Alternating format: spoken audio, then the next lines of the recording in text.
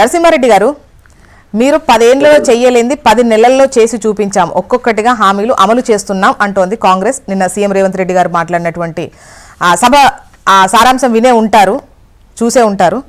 So మీ opinion చెప్పండి. Okay, good morning అండి doctor Naresh గారికి, అలాగే గుడ్ మార్నింగ్ అందరికి నమస్కారం. HMTV కూడా. జోష్న గారు, దీంట్లో ఏంటంటే రేవంత్ రెడ్డి గారు ఏది మాట్లాడినా కానీ ఈ సెల్ఫ్ డబ్బా కొట్టుకోవటము, ఒక లెక్కలు ఇవ్వడు, ఎక్కడ అమలు చేసిండో వివరాలు చెప్పకుండా ఎదురు దాడి చేయటం, వ్యక్తుల మీద పర్సనల్ దాడి చేయటం తప్పితే వేరేదేం లేదు. ఒక్క అంశం మీకు చెప్తాను. ఇప్పుడు మేనిఫెస్టోలో మొదటి పేజీ నుంచి రెండో పేజీ అంటే 6 గ్యారంటీలు ఏవైతే వీళ్ళు ప్రజల్లో విస్తృతంగా తీసుకుపోయినారో ఎన్నికల కంటే ముందు మేనిఫెస్టో విడుదల చేసి 6 గ్యారంటీలలో 13 పథకాలు ఉన్నాయి. ఈ 6 గ్యారంటీలకు 13 పథకాలకు వాళ్ళు నిర్ణయించుకున్న కాలము, ఎవరు ప్రజలు అడగలేదు, ప్రతిపక్షాలు అడగలేదు, వాళ్ళకు వాళ్ళే నిర్ణయించి 100 రోజుల్లో మేము ఈ 6 గ్యారంటీలు 13 పథకాలు అమలు చేస్తామన్నారు. ఇప్పుడు వీటి పరిస్థితి ఏందో మనం ఒక్కసారి పరిశీలిద్దాం. 6 గ్యారంటీలలో ఎందుకు ప్రజలకు తెలియాలి. ఫస్ట్ గ్యారంటీలో మూడు పథకాలు. మహాలక్ష్మి, ప్రతి మహిళకు 15, ప్రతి నెల 2500, అంటే 18 సంవత్సరాలు నిండిన ప్రతి మహిళకు తెలంగాణలో 2500 ప్రతి నెల ఇస్తామని చెప్పినారు. 12 నెలలు ఇంటూ రాష్ట్రంలో ఉన్న 18 సంవత్సరాలు దాటిన మహిళలు 160 లక్షలు. ఎలిజిబిలిటీ ప్రకారం ఒక 80 లక్షలు 75 లక్షలు తీసేసేయండి.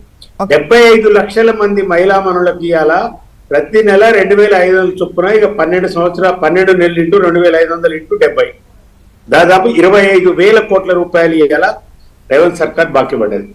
500కే గ్యాస్ సిలిండర్ అది ఇస్తున్నారు, ఆ సబ్సిడీ రావట్లేదు. ఇది మొదలు పెట్టిన పథకము 2500 మహిళలకు. మూడవది ఆర్టీసీ బస్సులో ఉచిత ప్రయాణం, ఇది ఒకటి మొదలు పెట్టారు. అంటే మహాలక్ష్మి పథకంలో 2 మొదలు పెట్టారు, ఇంకోటి అసలు అమలుకు నోచుకోలేదు. మొదటి గ్యారంటీ. రెండో గ్యారంటీ రైతు భరోసా, ప్రతి ఏటా రైతులకు, కౌలు రైతులకు ఎకరానికి 15,000, వ్యవసాయ కూలీలకు 12,000, వరి పంటకు క్వింటాలకు 500 బోనస్. వీటి పరిస్థితి మీరు ఆలోచిస్తే ఎక్కడైనా ఇంతవరకు ఈ సంవత్సర కాలంలో రైతు భరోసా ఇంతవరకు ఒక్క పైసా రైతులకు ఇవ్వలేదు. ఒక్కసారి కేసీఆర్ గారు ఇచ్చినట్టుగా పార్లమెంట్ ఎన్నికల ముందు రైతులకి వ్యతిరేకత వస్తుందని చెప్పి 5,000 రూపాయలు పాత పద్ధతులు ఇచ్చినారు. మరి సంవత్సర కాలంలో ఇప్పటికీ 2 కార్లు అయిపోయినాయి. ఒక ఏసంగి అయిపోయింది, ఒక వానకాలం అయిపోయింది, మళ్ళీ ఇప్పుడు ఒక ఏసంగి వస్తుంది. ఇది 3వ కారు ఇప్పుడు అదును స్టార్ట్ అయింది. ఈ రైతు భరోసా మొన్న ప్రకటన చేశారు, అంటే 100 రోజులు అని కాకుండా ఎలాగో ఆలస్యమైంది, కానీ సంక్రాంతి తర్వాత ఎందుకు కాకుండా అండి? అంటే మామూలు వాళ్ళు చెప్తున్న లెక్క ఆర్థికంగా ఇప్పుడు నిధులు సమకూర్చుకోవడం ఈ లెక్కల్లో చూసి చెప్పింది పోరేడు. ఫస్ట్ జోష్న గారు చెప్పింది పోరేడు, ఒక 2 మినిట్స్ నాకు అంతే. మీరు ఇచ్చేది ½ అన్ అవర్ టైమే కాబట్టి. రైతు భరోసా ఇంతవరకు తెలంగాణ రాష్ట్రంలో ఒక్క రైతు కూడా మొదలు కాలేదు. 70 లక్షల మంది రైతులు ఉన్నారు, ఇంతవరకు వాళ్ళకే లేదు. కౌలు రైతులు 28 లక్షలు ఉందని వాళ్ళే డిక్లేర్ చేసినారు. ఏ కౌలు రైతుకి ఇంతవరకు 15,000 వాళ్ళు సహాయం చేయలేదు. వ్యవసాయ కూలీలు, భూమి లేని కూలీలు 18.5 లక్షలు ఉన్నారని వాళ్ళే చెప్పినారు, వాళ్ళకి ఇంతవరకు రాలేదు. వరి బోనస్ అనేది బోగస్ అనేది మీ ఇంత ముందు కూడా చెప్పినాం, ఆ లెక్కలన్నీ ఉన్నాయి, ఒక్కని కూడా బోనస్ రాలేదు.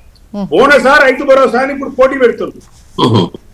బోనసే ఇస్తాము, రైతు భరోసా అవసరం లేదు, ఎకరానికి మీకు 22 క్వింటాలు వేస్తే దాదాపు 12,000 అదే వస్తుంది. తుమ్మల నాగేశ్వరరావు గారు ఓపెన్ గా రైతు భరోసా ఇవ్వలేమన్నట్టుగా చెప్పినారు. అయ్యా బోనస్ ఇవ్వాలి తుమ్మల నాగేశ్వరరావు గారు, రేవంత్ రెడ్డి గారు బోనస్ ఇవ్వాలి మీరు. మూడోది గృహజ్యోతి 200 విద్యుత్ యూనిట్ అమలు, ఇది అమలుకు నోచుకుంది. పర్ఫార్మెన్స్ తర్వాత చెప్పి 4వ గ్యారంటీ ఇందిరమ్మ ఇల్లు లేని వారికి ఇంటి స్థలము మరియు 5 లక్షలు, ఉద్యమకారులకు 250 గజాల స్థలం. ఈ హామీ ఇంతవరకు అమలుకు నోచుకోలేదు. ఘోరం ఏంటంటే అసలు ఉద్యమకారులు ఎవరు, ఎంతమంది, ఎన్ని వేల మందికి మీరు 2,250 గజాలు జాగిస్తున్నారు? అంటే ఉద్యమకారులకు మీరు 2,250 గజాలు జాగిస్తారని తెలంగాణ జాగ దొరుకుతలేదా మీకు? కానీ చంద్రబాబు నాయుడు మాత్రము ఇక్కడ ఒక ఆఫీసు కట్టుకుంటా అంటే మీరు రేపు అప్లికేషన్ పెట్టండి 10 ఎకరాలకు ఆయన కేటాయిస్తా అంటారు రేవంత్ రెడ్డి గారు. కానీ ఉద్యమకారులకు 250 గజాల జాగిస్తానికి నీకు తెలంగాణ రాష్ట్రంలో సంవత్సరం నుంచి దొరుకుతలేదా మీకు? ఇంకొక అమలు, ఇది అమలుకు నోచుకోలేదు. 5వది యువ వికాసంలో వీళ్ళు ఇచ్చిన హామీ 2 హామీలు. విద్యార్థులకు 5 లక్షల విద్యా భరోసా కార్డు. 2వ హామీ ప్రతి మండలానికి ఇంటర్నేషనల్ స్కూల్. ఇది ఇంతవరకు మొదలు పెట్టలేదు, ఎక్కడ కూడా ఎవరికి ఒక్క విద్యార్థి కూడా ఇవ్వలేదు. 6వ గ్యారంటీ చేయూత. ఇది ఎంత ఘోరం అంటే జోష్న గారు, 4,000 నెలవారీ పెన్షన్, 10 లక్షల రాజీవ్శ్రీ, ఆరోగ్యశ్రీ. అసలు ఆల్రెడీ 10 లక్షలు ఉంది, సరే వాళ్ళు అమలు చేసినా అంటున్నారు. 6వ గ్యారంటీలో మొదటిది 4,000 పెన్షన్, 2000 పెన్షన్ కేసీఆర్ ఇస్తున్నాడు. అమ్మా మీరు డిసెంబర్ 9 నుంచి డిసెంబర్ నుంచి నీ ఖాతాలో 4000 వేస్తామంటే పెద్ద ఎత్తున వృద్ధులందరూ కూడా ఆశపడి వీరికి కోటేస్తున్నారు. 42 లక్షల మంది పెన్షన్దారులు, పెన్షన్ మీద బతికే పేదలు, వృద్ధులు ఇవాళ ఈ రాష్ట్రంలో ఉన్నారు. ఇది ఎవరు ఆపుతున్నారు చెప్పండి? సంవత్సరం నుంచి మీకు 2000 నుంచి 4000 చేయడానికి మీకున్న అభ్యంతరం ఏంటి? ఎందుకు 4000 ఇవ్వలేకపోతున్నారు? రైతులకు ఎందుకు రైతు భరోసా ఇవ్వలేకపోతున్నారు? కాబట్టి పూర్తిగా ఏంటంటే డబ్బా కొట్టుకోవటము, ఒక బ్యాడ్ లాంగ్వేజ్ చేసేసి తొక్కుకుంటా పోతా, కళ్ళు గుళ్ళు బీకేస్తా, పేగులు తీసి బయటేస్తా, లాగులో తొండలు ఇడుస్తా, ఈ రకమైన వాదనలతో ప్రజలు లేరండి. ఆల్రెడీ ఇలా విసిగిపోయిన సంవత్సర కాలంలోనే ఏ ముఖ్యమంత్రికి రానంత వ్యతిరేకత. ఒకసారి నరేష్ గారి వర్షన్ కూడా తీసుకుందాం. నరేష్ గారు, ఇప్పుడు అఫ్ కోర్స్ ఆ 6 గ్యారంటీల్లో 13 హామీలు ఉన్నాయి. అందులో ఎవరైనా చెప్తారు అందులో కొన్ని అమలు అవ్వలేదు డెఫినెట్గా. అందులో 4 సంబంధించి 200 యూనిట్లకు ఉచిత విద్యుత్ జీరో బిల్ కావచ్చు, 500కు సిలిండర్ కావచ్చు, అండ్ ఉచిత బస్సుకు సంబంధించి, అండ్ బీమాకు రాజుకు సంబంధించి, రాజు ఆరోగ్యశ్రీకి సంబంధించి, అంటే కొన్ని అది ఎంత స్థాయిలో అయ్యాయి అవ్వలేదు అనడం కన్నా ఈ ఉచిత బస్సుకు సంబంధించి పెద్ద ఈ మధ్యలో క్వశ్చన్స్ ఏం పెద్దగా రావట్లేదు, విమర్శలు మొదట్లో వచ్చినంత ఏం రావట్లేదు. హామీ అమలు చేయని కాకుండా ఈ చేసిన వాటిల్లో మీకున్నటువంటి అభిప్రాయ భేదాలు ఏంటి, అంటే ఇబ్బంది ఏంటి?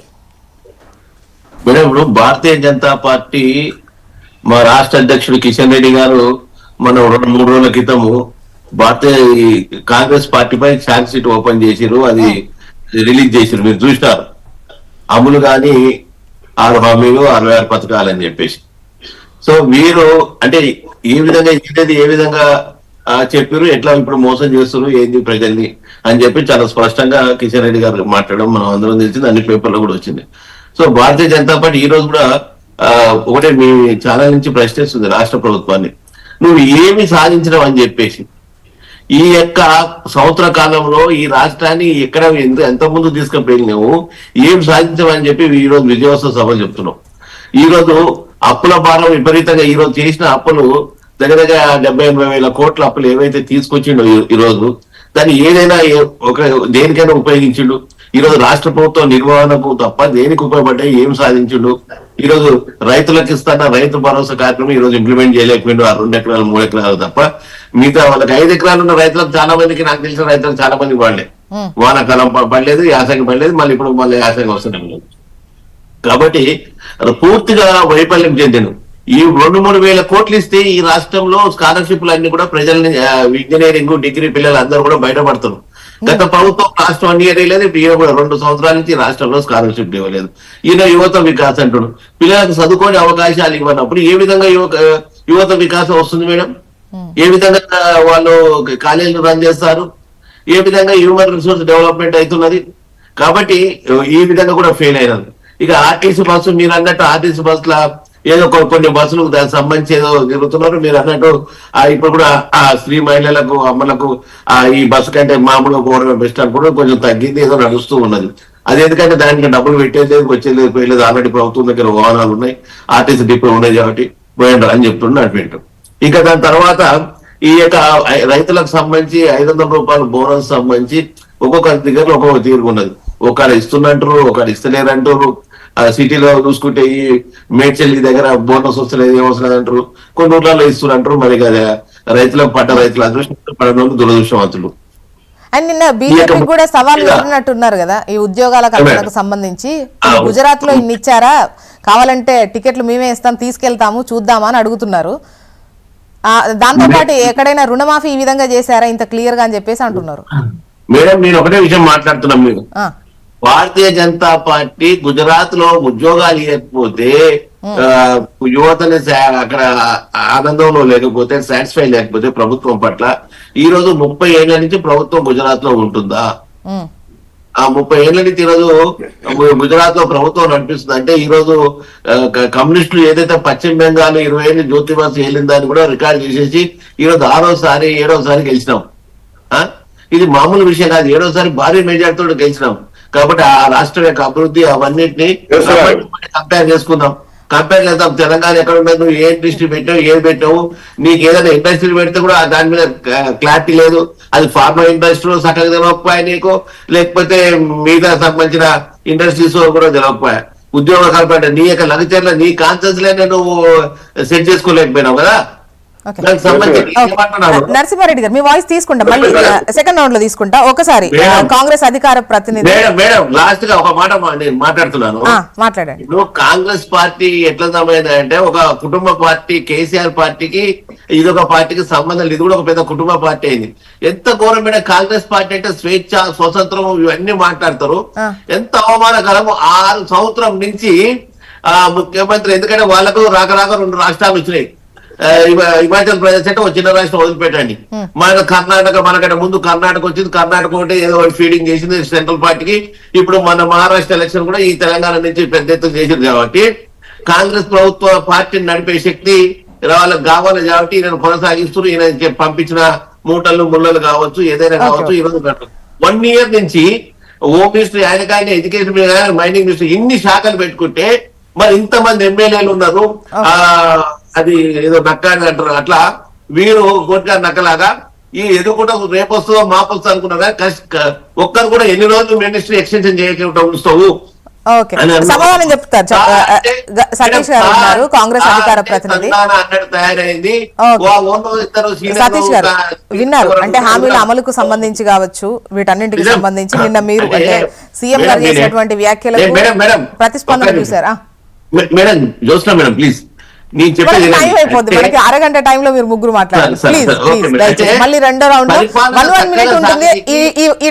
ఈ పాయింట్ నాకు అప్పుడే ఇవ్వండి ప్లీజ్. పరిపాలన చక్కగా సాగడానికి మినిస్ట్రీలు కూడా సతీష్ గారు ముందుగా చర్చలో పాల్గొన్నటువంటి నరసింహరెడ్డి గారికి, మా మిత్రులు నరేష్ గారికి, మీకు హెచ్ఎంటీ ప్రేక్షకులందరూ కూడా హృదయపూర్వకమైన నమస్కారాలు తెలియజేస్తూ, నమస్తే అండి. భారతీయ జనతా పార్టీ వాళ్ళకు కనిపిస్తా లేదో మనం అందరం చూస్తూ ఉన్నాం దేశవ్యాప్తంగా 3వసారి అధికారంలోకి వచ్చిన తర్వాత. కానీ దురదృష్టం ఏంటంటే తెలంగాణ రాష్ట్రంలో 2 పర్యాయాలు పరిపాలన చేసినటువంటి టీఆర్ఎస్, బీఆర్ఎస్కు కనిపించకపోతే కళ్ళుండి చూడలేనటువంటి వాళ్లకు మనం ఏం చెప్పలేం, చేయలేం.